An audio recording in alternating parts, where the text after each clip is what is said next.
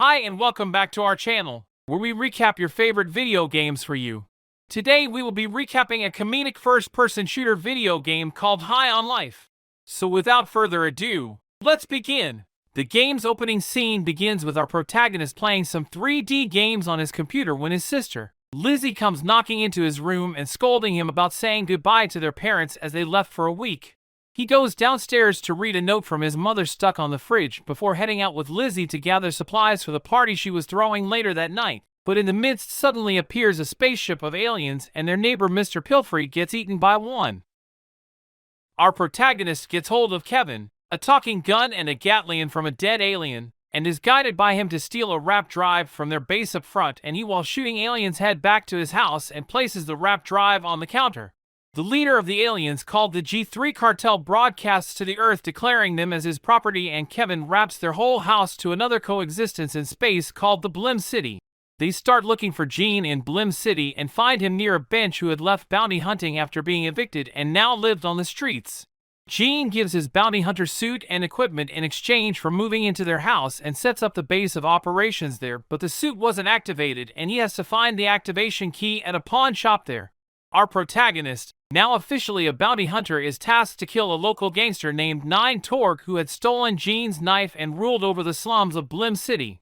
To get into the slums, Kevin helps settle a bet between two aliens who guarded the slums, and after getting access, our hunter goes down there, killing some Torg foot soldiers on his way and asking a fisherman about the whereabouts of the Nine Torg. Heads there with Kevin.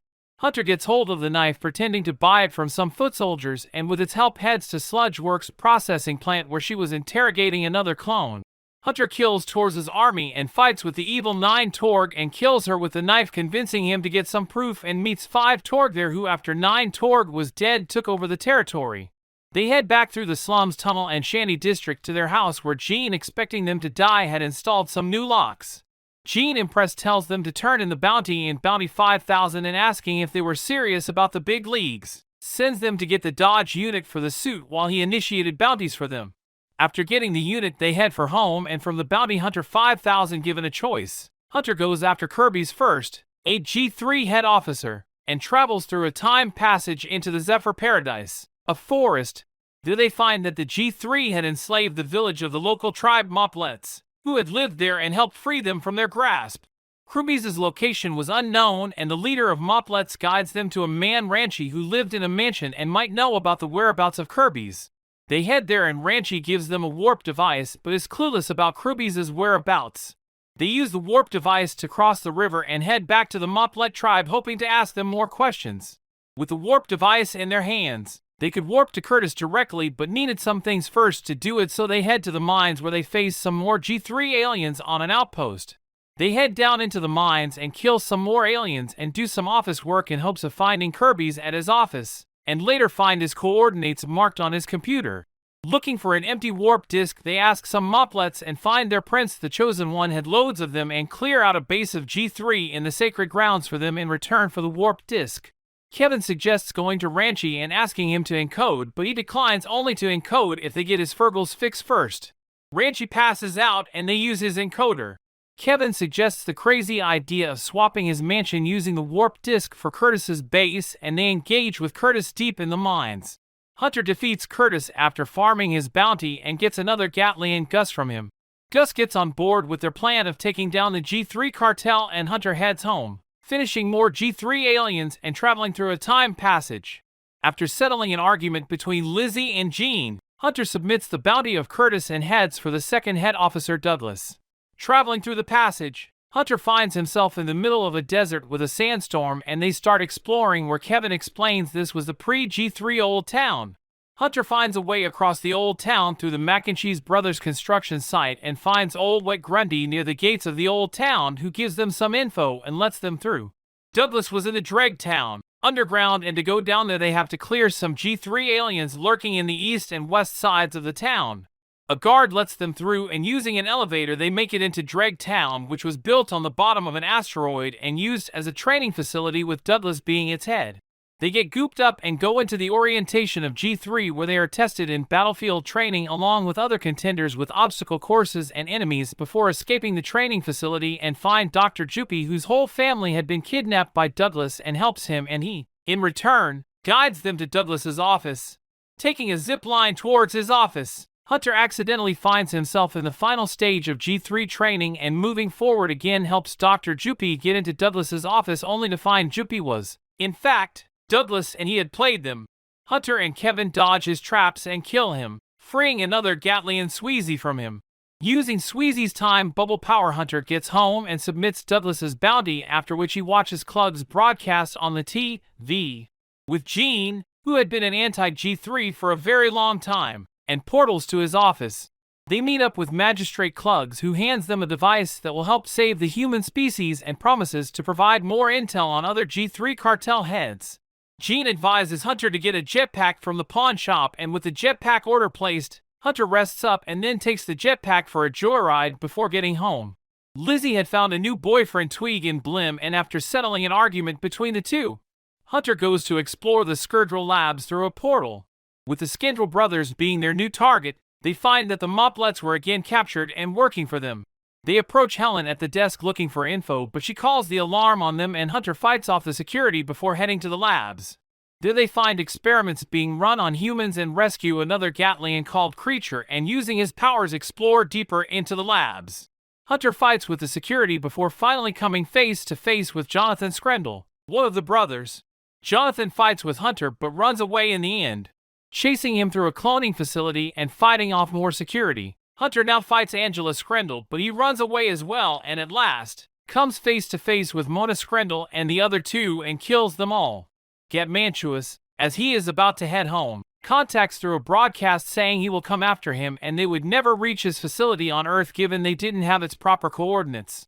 Hunter, traveling through the portal, finds himself back at home where Tweeg, Lizzie's boyfriend, was also present there, and after submitting the Skrendel bounty, he resolves yet another argument between Gene and Lizzie.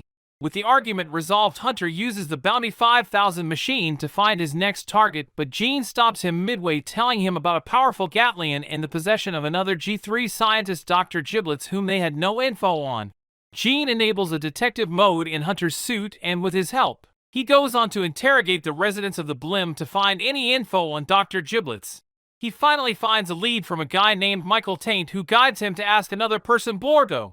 Blordo, scared for his life, points them in the direction of the store owned by Dr. Giblets called High on Life. Hunter checks out the store and interrogates the employees there, who pitch to him an item called Hyper Bong that could even somehow help you smoke humans. Not finding anything of help, he heads home, but he's stopped midway by two guys in suits who threaten him to not poke his nose in the Giblets business. Hunter acquires another helpful item called Mag Boots that let him jump higher, and goes home only to find the same guys in suits present there. It turns out those guys were with Mr. Clugs, and having a bad impression of Hunter wronged him, so they take him to Mr. Clugs' office, where he apologizes and hands him a map having possible clues for the location of Mr. Giblets. Hunter heads to Zephyr to find Dr. Giblets. In Zephyr, they find a dramatic Moplet on the verge of death who points them to Dr. Giblets' base, and they go there.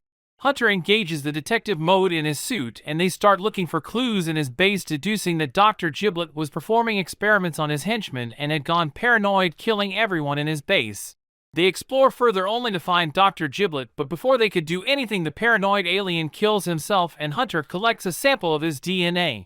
Dr. Giblet had designed a game for the person who finds him after his death, and Hunter, along with Kevin, are forced to play it, killing aliens in their way before discovering a new Gatlin in his possession, barely alive.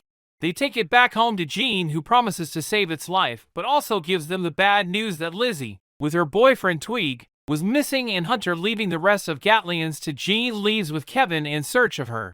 They go to the Applebee's diner situated in the slums and ask the receptionist about Tweeg, who worked there, but come to know he hadn't shown up for his shift. Kevin anxiously asks the Hunter to sit there in the diner, and they take a table for two. Kevin then reveals the story about the takeover of G3 on his planet Gatlas, and how he was involved by helping the smuggler Rel Del Mar, who took his advantage and led the G3 straight to them.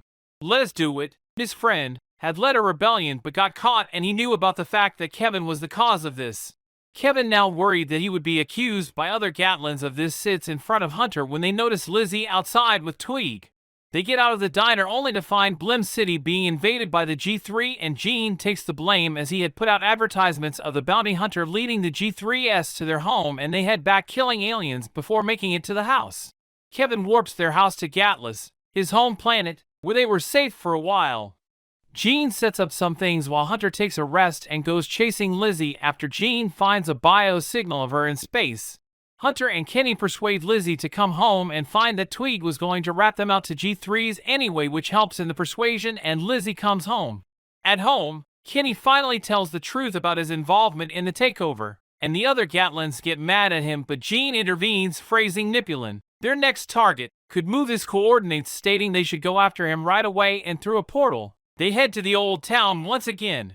The Gatlins talk things over in a saloon about the Kevin situation, and Hunter looks for the Goop guy but finds that his Gooper Tooper was sick and needed medicine, so they decide to help him. Heading for the west side of the old town, Hunter gets the medicine by doing a task for the Mac and Cheese Construction Brothers, and after getting gooped up they go to Nipulin Lounge where they face his G3 security and get to Nipulin's office where they battle it out. Nipulin dozes Hunter and confuses him with hallucinations, but the Gatlins help him together and he's defeated. They find Earth's coordinates in his office, and after retrieving his DNA, head home.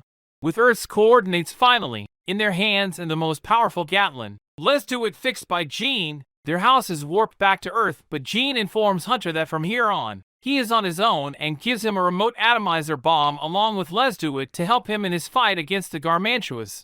With his final goodbyes done, Hunter steps out and faces the G3s out on the Earth and follows the G3 vacuum pipe before getting on the road and clearing the warp bases. Garmantuas' shield gets taken down and Hunter regroups in the park.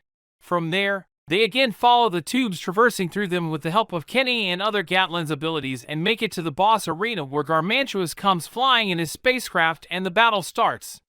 Garmantuas attacks them vigorously, and Hunter, dodging his attacks, manages to counterattack and his spaceship is brought to the ground crashing. Kenny urges him to place the bomb in his internals and Hunter shoves the bomb in him, but soon enough they find that the trigger was broken and Garmantuas, now back to his senses, fights them again. Hunter gets back to it and Garmantuas gets knocked down again. Kenny, offering to sacrifice himself, goes into his internals and blows up the bomb internally and somehow survives. Garmantuas was dead. The universe was saved and the game ends here. Thanks for watching, and if you liked it then please consider liking our video and subscribing to our channel so you never miss out on any of our videos. We will see you in the next one.